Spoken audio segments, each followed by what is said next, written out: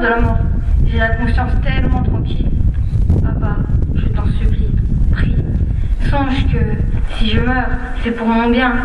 Quelle mort sera plus honorable pour moi que celle-là? Je meurs volontairement pour ma patrie. Nous nous retrouverons tous les quatre bientôt au ciel. Qu'est-ce que s'entend?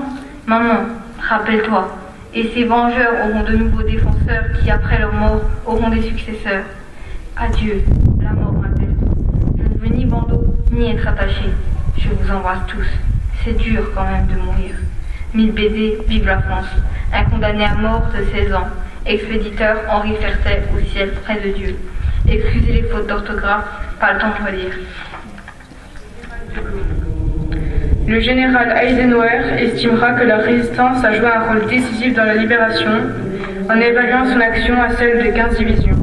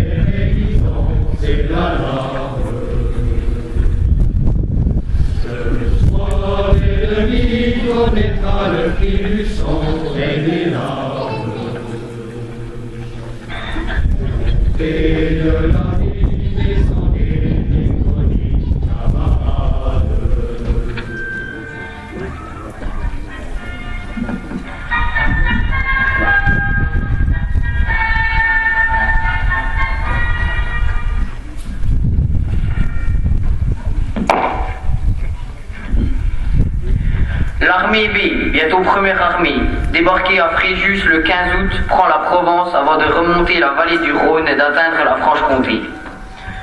Nous sommes le jeudi 7 septembre 1944 au matin. Un premier détachement de l'armée de libération a atteint le village la veille au soir. Qu'est-ce qui se passe? Un jeudi? Ce n'est pas un mariage. Pourquoi les cloches sonnent à toutes volées? Elles sonnent pour la libération. Les Américains ne doivent pas être loin. Ils sont dans la côte de l'Aviron. Ils viennent de Val d'Aon. Les Américains, c'est les Américains, les voilà. Non, c'est des Français. Ils font partie de l'armée B dirigée par le général Delattre. Parmi eux, il y a des héros de Bir Hakeim qui ont arrêté Rommel, le renard du désert et son Africa Corps. Oui, ça a laissé le temps aux Anglais de Montgomery de se réorganiser pour la grande bataille d'El Alamein en 42. Ça a fait basculer la guerre. Mais ce sont des uniformes américains, non? Si, mais c'est des Français des colonies équipés par les Américains. Regarde bien ici, à Sensé. C'est les gars de la 3e division d'infanterie algérienne, composée de spahis algériens et de tirailleurs tunisiens.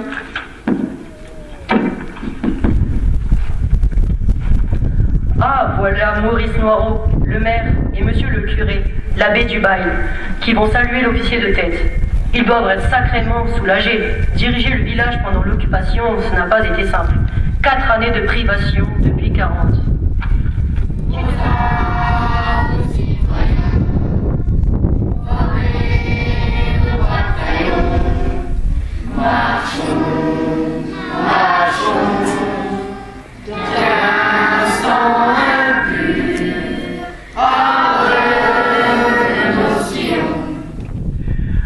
Aujourd'hui, nous honorons nos libérateurs, les alliés, américains, anglais et français de la première armée du futur maréchal de l'Alde de Tassigny.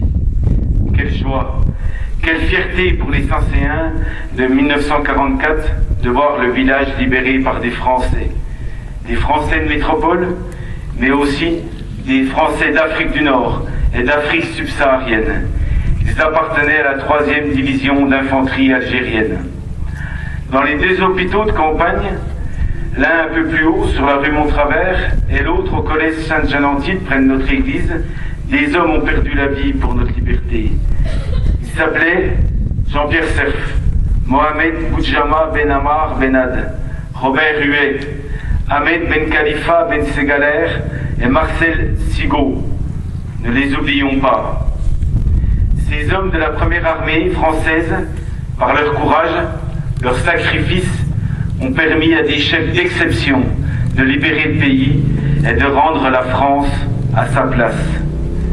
Après eux, moins de 10 ans plus tard, avec d'autres, Robert Schuman, d'autres hommes d'exception venus du Benelux, d'Italie, de France et d'Allemagne ont garanti la paix sur notre continent en inventant une coopération inédite entre les nations de l'Europe de l'Ouest. Soyons dignes de leur héritage et transmettons aux générations futures la fierté de notre histoire, la fierté de nos couleurs et la fierté de nos valeurs.